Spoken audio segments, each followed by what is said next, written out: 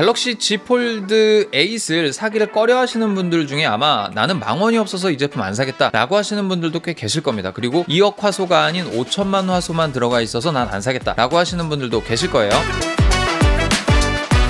점검, 구독과 좋아요. 사실 그냥 이 카메라만 놓고 보면 찍히는 결과물 자체는 굉장히 좋습니다. 와, 이거 아이폰 카메라고 뭐 나발이고 제가 이제 들고 다니는 그런 짐벌캠이라든지 이런 거 대비 뭐 떨어지네, 아 화질 너무 안 좋네, 이런 생각이 들 정도의 어떤 결과물은 전혀 아니에요. 그런데 이걸 부분적으로 확대해 놓고 보면 2억 화소짜리 카메라라든지 아니면 우리가 사용하는 고급형 카메라 혹은 인스타 루나 같은 제품에 대비해서는 떨어지는 게 사실일 수밖에 없습니다. 8K 촬영이 된다고 하더라도 기본적인 빛을 받아들이는 수광량 자체가 부족하기 때문에 노이즈부터 시작해서 선명도까지 이 사진의 퀄리티에 영향을 미치는 요소가 한두 가지가 아니다라는 거예요. 2배 이상의 줌을 땡겨서 화면을 찍는 즉시 이거 좀 많이 실망스럽다 싶은 생각이 들 정도의 결과물이 나와버리니까 마음에 드는 결과물이 나올 확률이 매우 낮았다는 거를 깨달을 수가 있었습니다. 우그러진 경계선을 보고 있으면 조금 스트레스를 받더라고요.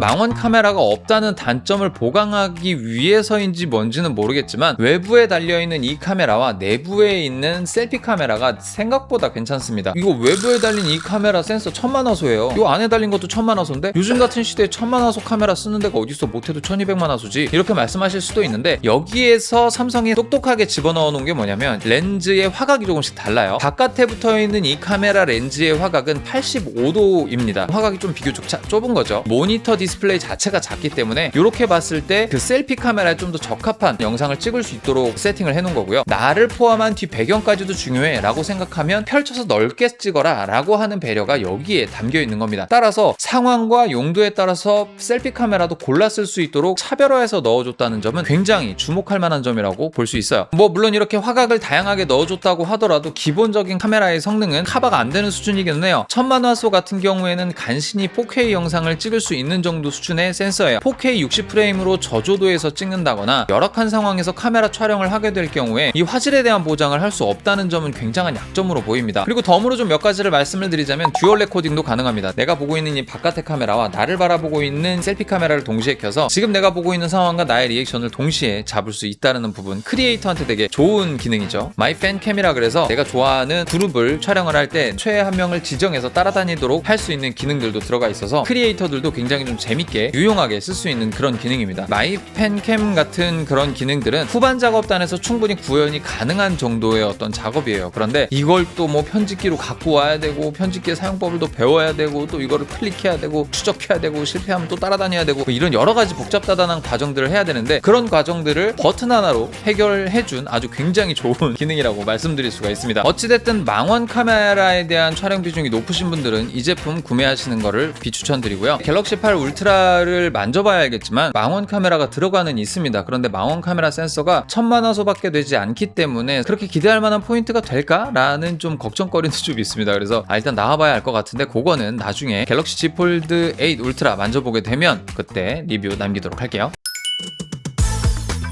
전문가 입장에서 이 카메라 성능 중에 가장 마음에 들었던 포인트 중에 하나가 뭐였냐면 바로 APV 영상을 촬영할 수 있다는 점이었습니다. APV? 그게 뭔데? 라고 말씀하실 수 있는데, 이거는 뭐냐면 어쨌든 우리가 방송 표준으로 사용할 수 있을 만큼의 고화질 화면을 촬영할 수 있는 그런 기능입니다. 우리가 일반적으로 영상이나 사진을 찍게 되면 최대한 좋은 화질은 유지하면서 카메라나 영상의 데이터를 많이 줄입니다. 그걸 줄이기 위해서 만들어낸 게 코덱이라는 존재고, 그 코덱의 힘을 빌어서 우리가 이 용량을 굉장히 효과적으로 관리할 수가 있는 거거든요. 그러다 보니까 이렇게 압축된 영상들은 방송 화면에 틀게 될 경우에 밸런스들이나 이런 것들이 되게 무너져 있는 상태로 결과물이 나타나게 돼요. 그래서 이거를 컴퓨터나 TV로 연결해서 보게 되면 화질 자체는 좋은데 화면 느낌이 색발에 있다라는 느낌이 드는 경향이 좀 생깁니다. 그런 차이조차도 느낄 수 없도록 이 제품에는 APV라는 전문가 코덱으로 찍을 수 있는 기능이 내장이 되어 있습니다. 애플 아이폰의 프로레스 같은 개념이라고 보시면 돼요. 422, 420 같은 고급 코덱으로 촬영을 할 수가 있다는 점이에요. 심지어 USB-C 타입을 통해 외장 하드디스크에다가 바로 영상을 저장할 수 있는 기능까지 제공을 해주고 있다 보니까 좀 준수한 영상물이 나오는 걸 볼 수가 있었습니다. 폴드 8 울트라에만 들어가는 기능일 거라고 생각을 하고는 있었는데 이렇게 카메라를 만져보면서 APV로 설정이 가능한 걸로 봐서 야, 이거 그래도 이 부분에 있어서만큼은 삼성이 끝나누기를 하지 않고 여기에다가 동일하게 집어넣어 줬구나. 그래도 좀 돈이 좀 덜 아깝다 라는 생각.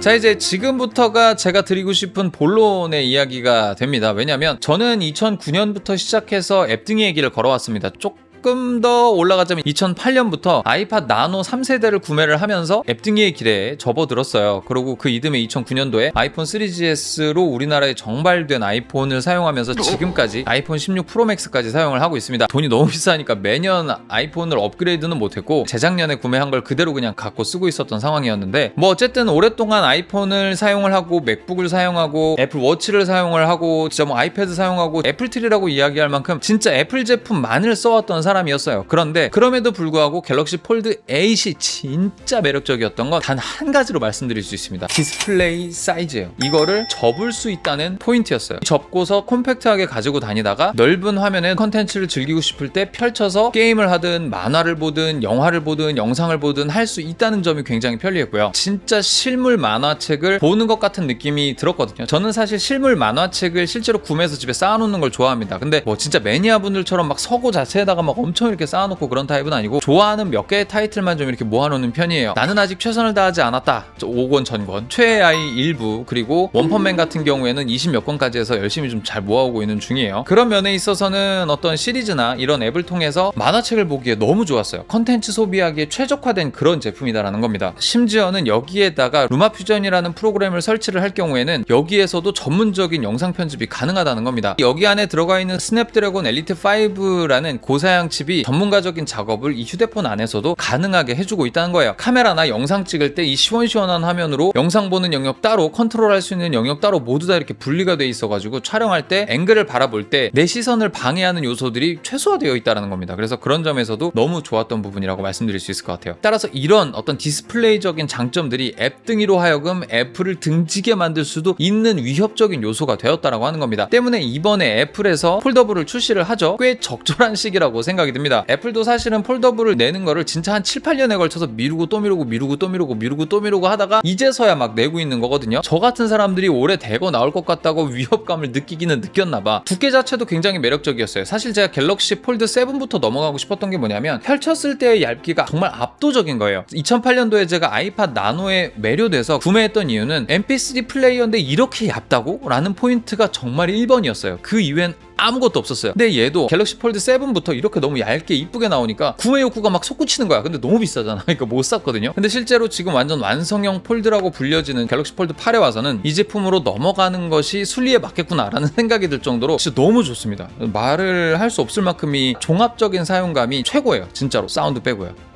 사운드는 정말 어우 쉣. PC 직결 연결 자체도 앱등이에게 있어서는 신세계입니다. 그리고 이 제품과 애플 간의 파일 교환 전송이 가능하다는 점이 저의 마지막 남은 심리적 저지선을 무너뜨렸어요. 퀵쉐어가 애플 기기와 갤럭시 기기 간에 가능하다라고 하는 점이 되게 매력적이었거든요. 사실 갤럭시 휴대폰에서 파일을 꺼내서 맥북으로 옮기려면 케이블 연결하는 것만으로는 불가능합니다. 추가 프로그램을 또 써야 되고요. 그나마도 되게 불안정하게 연결이 돼서 다른 방식을 통해서 이거를 파일을 옮겨야 돼요. 여기다가 외장하드 EXFAT 형식으로 포맷된 하드디스크 드라이브를 꽂아가지고 여기 있는 하드를 외장하드로 옮겨서 그 외장하드를 맥에다가 꼽아가지고 옮겨 막 이런 식의 어떤 일들을 했었어야 됐다고. 근데 이제는 이 제품에서 만들어진 영상 파일이라든지 문서 파일이라든지 이미지 파일들을 그냥 퀵쉐어로 애플 제품으로 그냥 넘겨버려도 되는 그런 상황이 만들어졌다는 겁니다. 마치 베를린 장벽이 무너진 것 같은 그런 느낌이 드는 거 있잖아.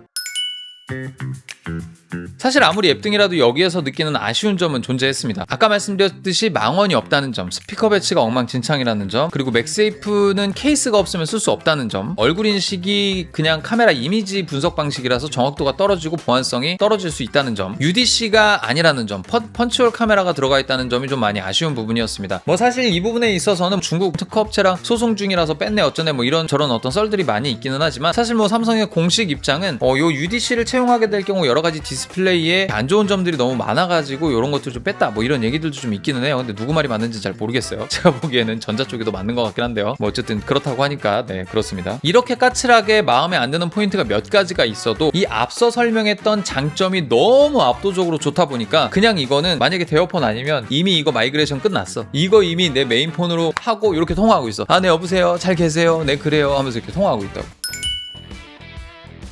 결론입니다. 5일 정도 이렇게 꾸준하게 쭉 사용을 해보면서 앱등의 입장에서 바라보더라도 굉장히 가지고 싶은 폰이고, 플래그십으로서 성능면이나 디스플레이면이나 부족함이 거의 없는 그런 제품이라고 볼 수가 있을 것 같아요. 저 같은 경우에는 앞서 언급했던 그런 단점들이 보여지는 장점이 그 모든 것들을 덮어버리는 수준의 어떤 장점이다 보니까 이 제품으로 교환하고 바꾸는 데 있어서의 거부감이 거의 1도 들지 않는다는 점입니다. 성능적인 측면에서 프레임 드랍이 좀 있을 수는 있지만 그 이외에 모든 컨텐츠를 즐기고 모든 활동을 하는 데 있어서 정말 멀티플레이어가 되게 만들어주는 그런 기기라고 볼 수가 있어요. 그래서 좀 생활에 여러 가지 유틸리티한 점까지도 모두 다 좀 챙기고 싶으시다 하시는 분들은 이 제품 추천드리고요. 나중에 기회가 되면 그 두 가지 제품 모두 다 비교 체험해서 여러분들께 또 후속 콘텐츠 보내드리도록 하겠습니다. 여기까지 점검이었고요. 도움이 되셨다면 구독과 좋아요 꼭 부탁드립니다. 다음에 또 만나요. 곰빠. 점검단 4호 단원 오주민님 반갑습니다. 그리고 감사합니다.